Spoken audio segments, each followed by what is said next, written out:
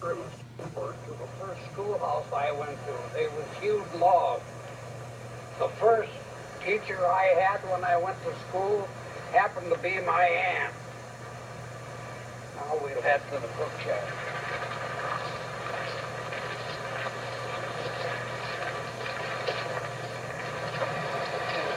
Just exactly like it was where we was up there, only they was much bigger. This here will only take care of probably 40 men. Where up there they had 200 men in the camp. They were long and big.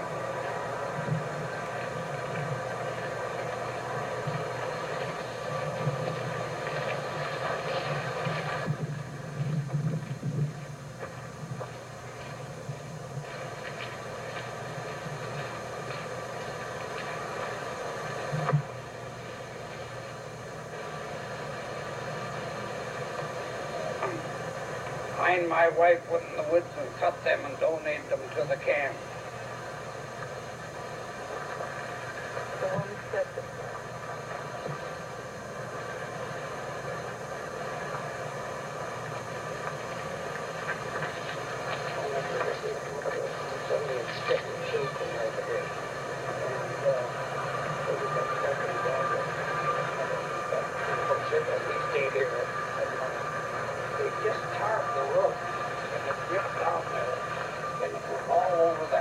She had one of these silk dresses on and a slip that you can see through. She stepped on it.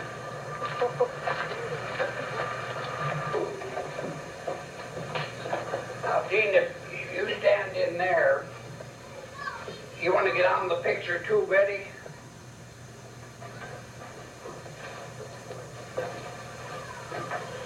This here is one set of camps that's identical as it was in the woods. It's one of the best set in the whole United States. It's better than the one in Grand Rapids, Minnesota, and that's really nice. This here is the way the lumberjacks used to come in to eat. They took a place in the fall and they stayed there till they got done in the spring. They allowed no talking, only to pass food, because their times were limited. They had camps that when 200 men in a camp, the lumberjacks had to have pancakes in the morning. It took about 3,000 pancakes to take care of 200 men.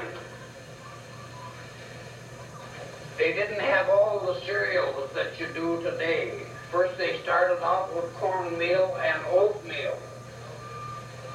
Then they got one dry cereal, cornflakes. Today you have 60, 70 different brands of cereal. We only had one. They had to do all their own baking of bread. We had no cars, no hospitals, no doctors, no drugstores. We had no radios, no TVs, no washers, no dryers, no hot water heaters. They weren't even heard of yet in those days.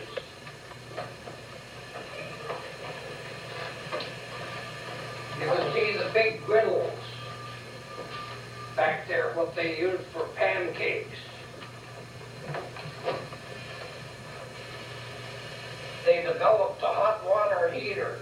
They run an endless pipe through the firebox and through that water barrel, and hot water automatically forces cold water. It keeps circling around, and they had boiling water all day. The coffee in those days didn't come in all these different tins and different brands that you have today. We had one brand, coffee. They had their own coffee grinder. The coffee come in 100-pound gunny sacks. And they ground the coffee fresh every meal. We had a lot of Norwegians, Swedes, Finlanders, Polacks up there, and they just come over across. They couldn't hardly talk much English yet. That's the way they done the dishes. They never wiped no dishes. They put them on them steel drying racks and then set them on the stove to dry. Here is the old dinner horn. Well, that's what that is. Yeah. Oh, my dad could play a tune on them. He could. Oh, you ought to heard him. They blow the horn at 5:30 in the morning.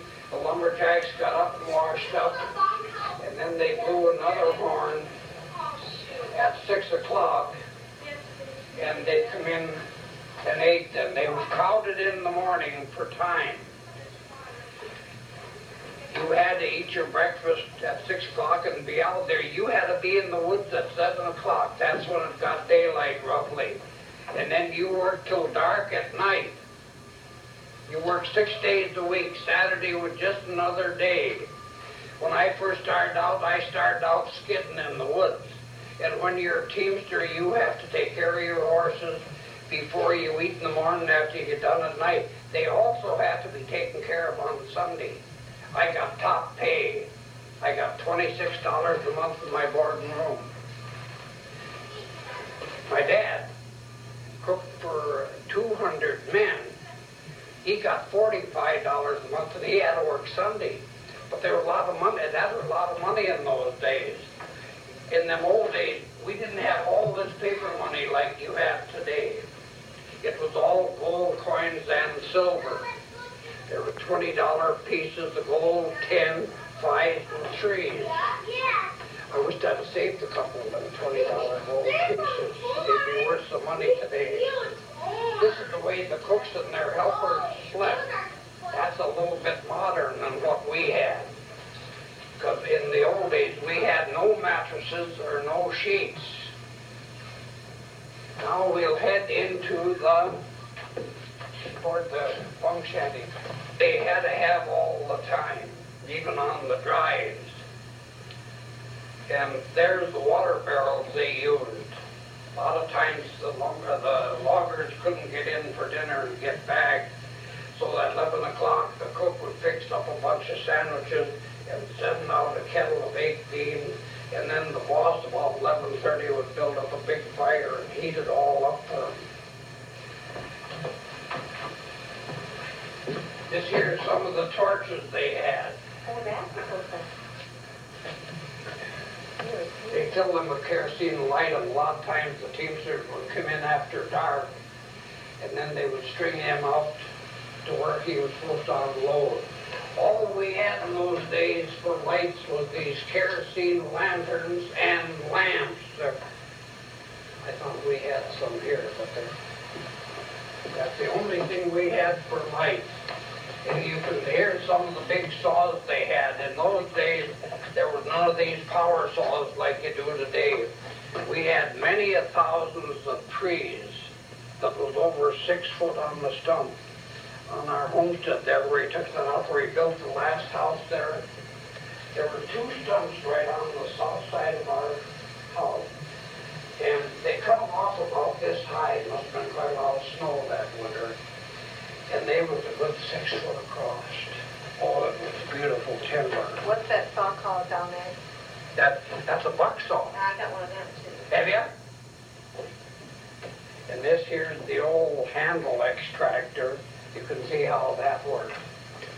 Now this is the way the lumberjacks slept. Like I said, we had no mattresses or sheets in the early days. They'd put a layer of balsam boughs on them boards and then about 4 or 5 inches of straw. I always slept in the top bunk, and the camps weren't constructed solid like this one because they'd only figure on a camp for 1 winter on the average. And you could see out between the logs, and if you got a good snowstorm, you'd wake up in the morning with 3 or 4 inches of snow on you. Boy, you did with that old stove now. This here is the way the lumberjacks dried their clothes. Right. These cork shoes they used on the drives. They dry their clothes here. This here is the way the lumberjacks washed up. That there is homemade soap. It burns a little, but it really takes off the dirt. This here is the old straight razor. That's all they had to shave with in those days. These safety razors they had now wasn't even heard of. Flashlights weren't even heard of. And this here was the old strap. They used that for two different things. Sharpen the razor and if you didn't behave, you got that. I got my share because I was always in trouble. Here's the old grindstone they used to sharpen their tools with. They kept their tools in A1 shape because it made nicer working, easier working. You want to catch them deer heads, Gene? These deer heads up here were found in the Chippewa River quite a while ago. That's quite popular for bucks to get in the fight in the fall in this country. If you'll notice, that top one got a spike right through the head. That killed him. The other one had to drag him around. He went into the river to get water, and when he had to come back out on the bank, he couldn't make it. It was too steep, and when they found him, they had to shoot him. Now, Gene, we'll go down to the equipment shed. Turn it off this little.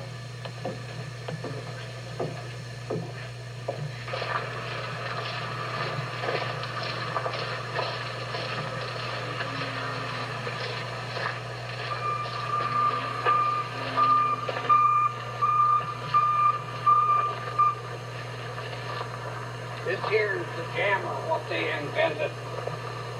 It saved the life of many a top loaders, as you've seen in that movie where they had that endless chain pulling up logs of that. And them oxen were very unsteady. They couldn't get them to stop when they wanted to. And every time a log went on over, it took the top loader, and that was the end of him. When they invented that there, they hooked on a log like you see it there, when that's in operation. Swing that around, and you have control of the log at all times. And they had a few horses out there pulling it up. Eventually, they got into these where they had steam, and that was quite an invention. I got into that.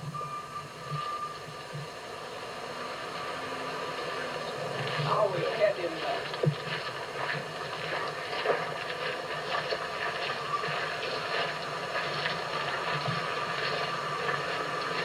These here are all the different types of hooks they had.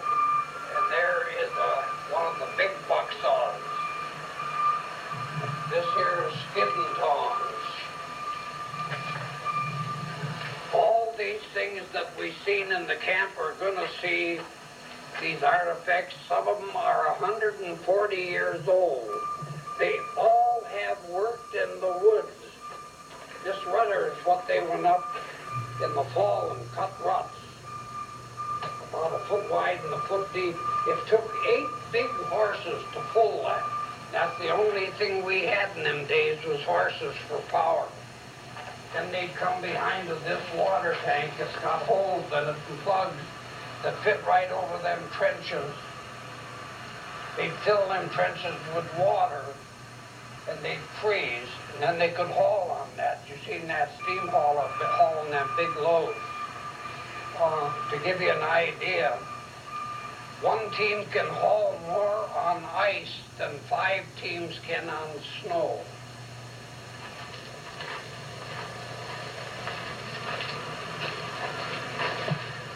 Now this here is the tote wagon. They tote in the groceries from where the railroad ended into the camp. Sometimes they had to haul them in 20 miles. I'll tell you a true story. It's in that book that you're going to get. This teamster, he took 4 horses and went up and got a load of bale hay from the railroad. The snow had came already, so he had sleighs instead of wagons. He loaded up a big load of bale hay and he started for the camp, and dark overtook him.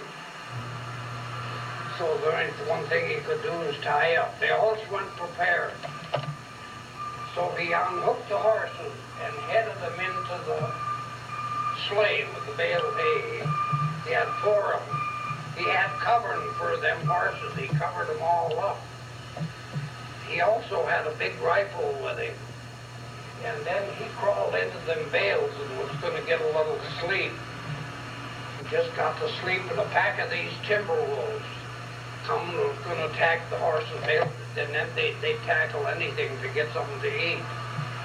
Well, he shot a bunch of them. There was down to where there was only a few left, and they left. A flock of timber wolves could devour a horse just like that. In fact, they found the remains of a number of lumberjacks that got ate by timber wolves. They'd get in the fight with the boss, and no matter what time of the day it was, they always stayed to the night meal. Then they'd go to another camp to get a job. If they'd used their head, took a lantern with them, a timber wolf will not come around the light. We used to make birch bark torches and everything when we'd go somewhere at night. Okay, my dad got brave. I'll tell you a story about that when we get down here. Did I ever tell you that? And then they'd start to that camp without anything and get attacked. They found the bones of a number of lumberjacks that never made it. This here's the big log here on the board. Pretty good size one. That's pretty old too. There's the batons what they used on the drives. Then they had these go devils. They put them under the front end of a log to keep it out of the snow because it would pick up so much friction. They'd have to have a lot of horses to pull it. And this sleigh on this side here is a miniature of how they loaded logs. You can remember the pictures we saw down there of all them logs. The different size.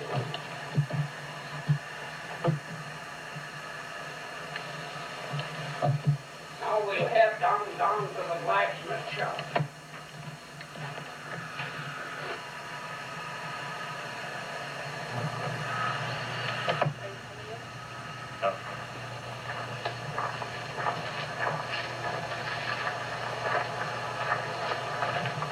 This here is the blacksmith shop. This here is a very important place.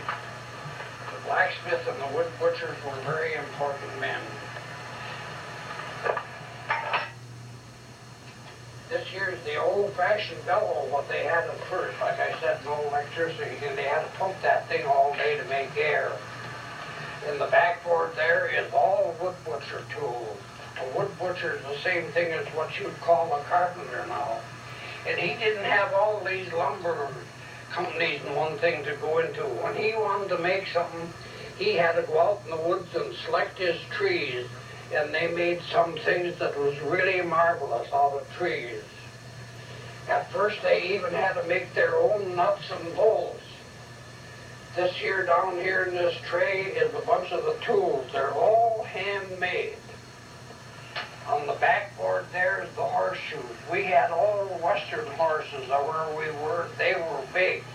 Up in that left-hand corner is oxen shoes.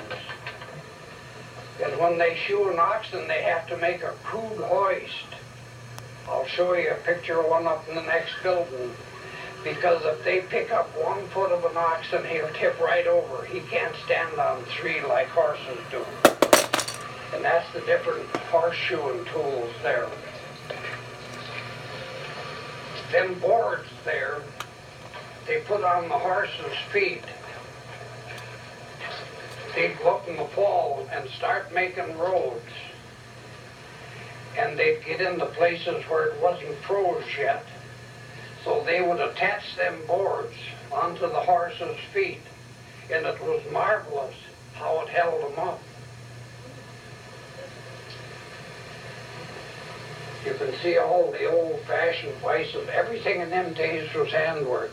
And I'll tell you, like here, this drilled and everything, they didn't have the electricity and everything. Everything was by hand, muscle work. And you worked from daylight till dark. And I'll tell you, when you run one of them handles for about 10 hours a day, you could eat a big kettle of beans all by yourself. This here's all the different hooks and things, what they used in the woods. They're all handmade.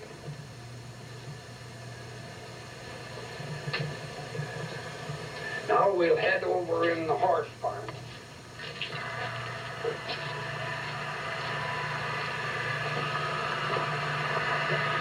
kept the horses.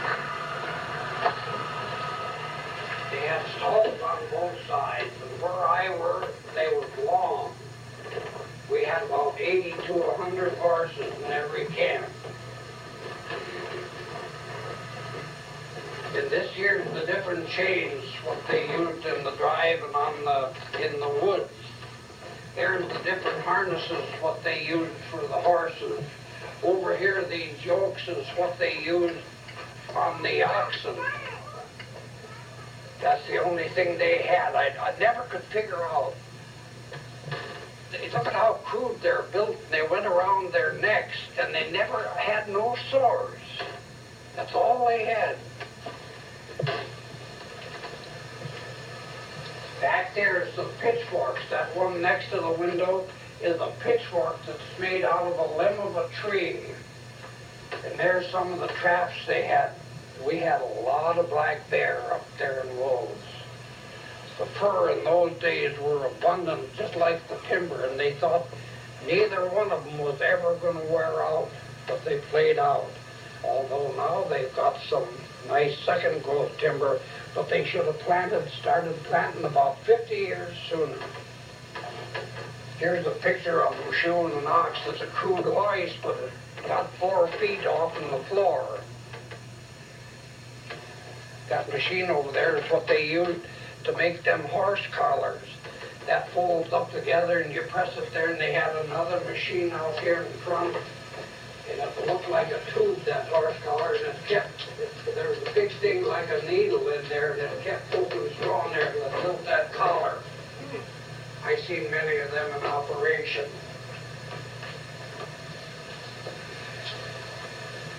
Well, I think that's about everything for this trip. Now, if there's anything you want to ask me and add on to that, Betty, go ahead. No, I think you covered it all. It's pretty well. Yeah. That there's bits and stuff with the halters they had what went into the horse's mouth. In oxen, they never had no halters on them or no lines to drive them. They just went by G and haw and pull and start. And sometimes they'd start and sometimes they wouldn't. Sometimes they'd stop and sometimes they wouldn't. That's where them top loaders got killed.